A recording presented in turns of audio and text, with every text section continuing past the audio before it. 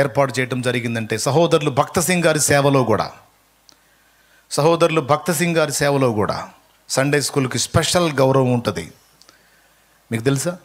మీరు ఇప్పుడు హైదరాబాద్లో ఉన్న హెబ్రోన్ మీరు చూడగలిగితే సండే స్కూల్ కొరకు భక్త సింగ్ గారు ఒక ప్రత్యేకమైన బిల్డింగ్ ఏర్పాటు చేశారు. పెద్దలు కూర్చునే మందిరమేమో రేకులతో ఉంటుంది. స్తోత్రం. చూడొచ్చు.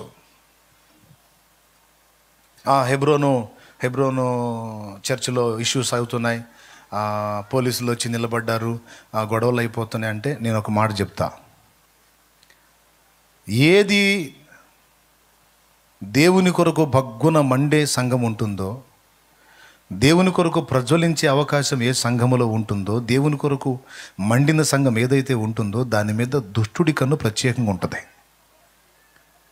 సైతాన్ గాడి దృష్టి ప్రత్యేకంగా ఉంటుంది దాని మీద. ఏదో ఒక విధంగా న్యూసెన్స్ని క్రియేట్ చేసి అది డిస్టర్బ్ అవడానికి, దాని గురించి అవమానకరమైన సాక్ష్యం బయటికి రావడానికి సాతాను గాడి కుట్ర తప్ప భక్త సింగ్ గారి పరిచర్య, దాని పునాదులు ఎవ్వరూ కదిలించలేరు. ఎవ్వడు కదిలించలేడు. ఎంత న్యూసెన్స్ క్రియేట్ చేసినా సరే అది ఎవ్వరికీ సాధ్యం కాదు. ఎందుకంటే వాక్చాతుర్యాలు తెలియదు ఆ మహనీయుడికి. లాలనగా తీయని మాటలు చెప్పడం తెలియదు భక్త సింగ్ గారికి. ప్రలోభాలు తెలియదు, చేతులు చాపటం తెలియదు, డబ్బుని ఆకర్షించే విధంగా, మనుషుల్లోంచి డబ్బును లాగే విధంగా బోధ చేయటం తెలియదు ఆయనకి. ఆయనకు ఒక్కటి తెలుసు, మోకాళ్ళు వేయటం తెలుసు.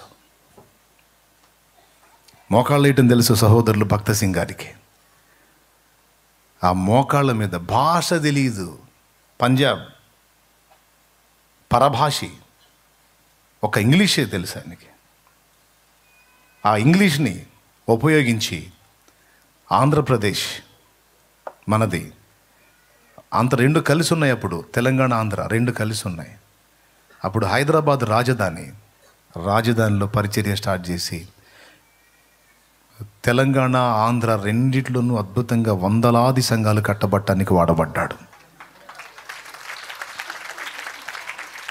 అదే ఇంగ్లీష్ ఆయనకు వచ్చిన చదువు. చెన్నైలోకి వెళ్ళి పల్లవరంలో పరిచర్య ప్రారంభించి చెన్నై ప్రాంతంలో అనేక ప్రాంతాల్లో సువార్త వ్యాపించడానికి, సంఘాలు కట్టబట్టడానికి ఆయన వాడుకున్నాడు దేవుడు. వాక్చాతుర్యాలు తెలియదు, మోకాళ్ళేసి ప్రార్థన చేయటమే.